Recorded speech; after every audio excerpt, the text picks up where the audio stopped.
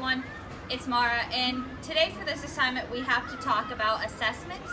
So the assessment I chose was a formative assessment, and a formative assessment is defined as: a formative assessment refers to a wide variety of methods that the teacher uses to conduct in-process evaluations of students' comprehension, learning needs, and academic process during a lesson, unit, or course.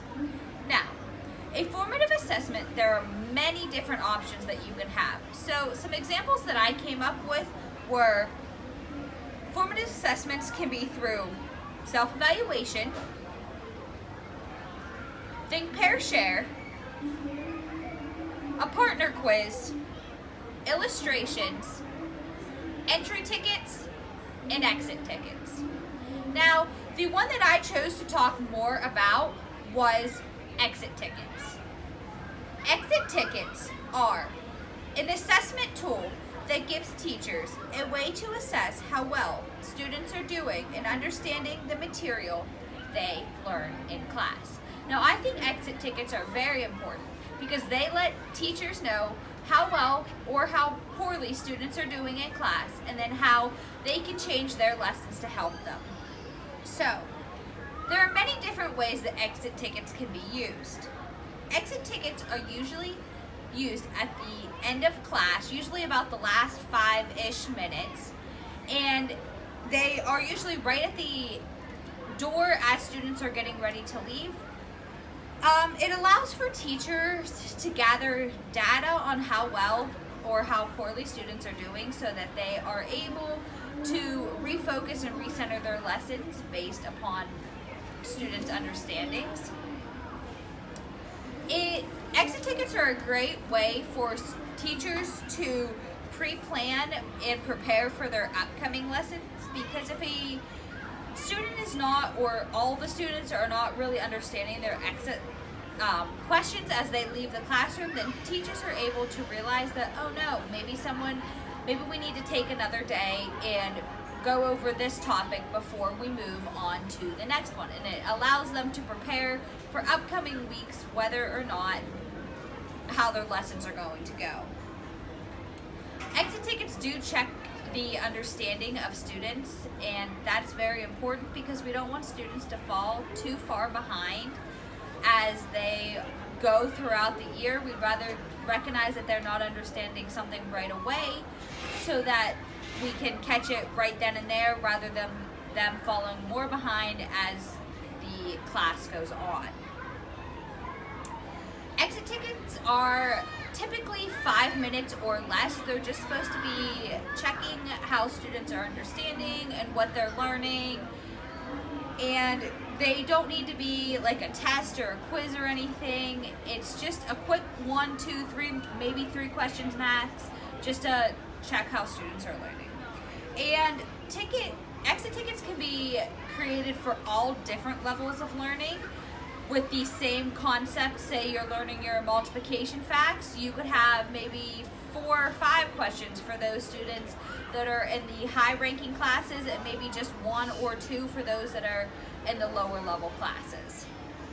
Now, there are many benefits to an exit ticket. Exit ticket benefits are: they provide data for teachers that can be used for the current class they're in, but maybe for classes to come throughout the next couple of years, that, oh, well, this class didn't quite understand this, so maybe next year I need to take more time with the following class. They help students reflect on what they learned.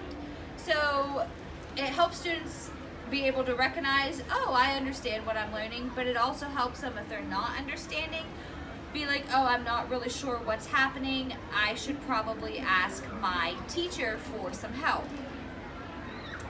It teaches students critical thinking, that they might have to recall something that they learned a couple weeks ago, maybe a month ago, maybe 3 days ago. They're not really sure what exact topic the exit question is going to be on, because exit topics can be from a week ago or a long time ago, just as a source of review for all of these students. It provides immediate feedback back to the student and the teacher that if maybe the student wasn't understanding what they were learning through the exit test, they are able to recognize that and they're able to go see help. But it also provides feedback to the teacher immediately that this group or this class wasn't necessarily understanding a topic, so maybe we need to take a day or two and go back over it. Exit tests also hold students accountable for during their class. An example of this would be sometimes if students were goofing off in class and they don't pay attention, then they're going to struggle with their exit test or exit question. Whereas if students know that their exit question is coming at the end of each class, they are more likely to pay attention to what they learned and how everything that's going, so that they are able to do well and at least try on their exit test rather than not trying at all. They know to expect it, so they are being held accountable for paying attention in class. And it also keeps students engaged, so if they know that, again, an exit test is question is coming, then they are able to be engaged in the lesson because they want to do well on that exit test or exit question. So with me here, I have a few examples of exit questions that can be used for any subject. So for history, say you are learning about the capitals, you could do a exit question on the capitals of certain states for each student as they leave the classroom. Math, if you're learning multiplication facts, you could ask students multiplication facts as they leave the classroom, and for everyone they get right, then that student's able to leave. Science, you could be learning about the different parts of a plant, and if you could have a picture of a plant and you could point to different parts of it, and if students are able to list and tell you what each part of the plant is, then they're also able to leave. Reading, if you're reading a chapter book or say that week's story, you could ask who the main character is, and if students are able to tell you that, then they could leave, or you could also ask them to tell you the plot or the climax of the story. For writing, you could have a sentence, everybody could have the same sentence, and students are to circle all of the verbs, highlight the nouns, just stuff like that, so you're able to help students recognize what they are learning. So some examples that I came up with were, what part of the plant is this? It can be anything very simple. I said, what is the capital of Florida? Since I am on vacation, I thought I would throw that in. I said, who is the main character of the story? And then for math, you could do as simple as 3 times 8. Now, these were just some scrap papers that I threw together today, but exit tests or exit questions can be anything. They could be on fancy pieces of paper. You could just do small scrap pieces of paper like this. You could do popsicle sticks. I know I had a teacher that I subbed for this past year that she taught math for the lower kids. So before they were allowed to leave for lunch, we would have each student pull out a popsicle stick, and it had an addition problem on it. And they were to give me the answer, and then they were allowed to line up for lunch. Now, a personal example that I really like about exit questions is the 1, 2, 3 example.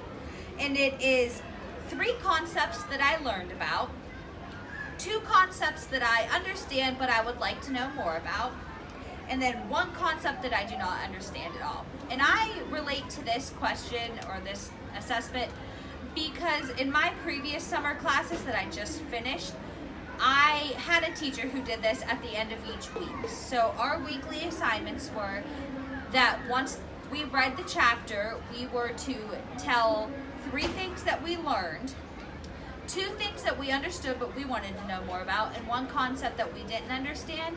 And I thought this was really important because I'm still learning every day, and I thought this was a great way for my teacher to recognize where I might be struggling so that they are able to help me as I grow as a teacher. So that is my assessment, and I hope you enjoyed it. Thank you.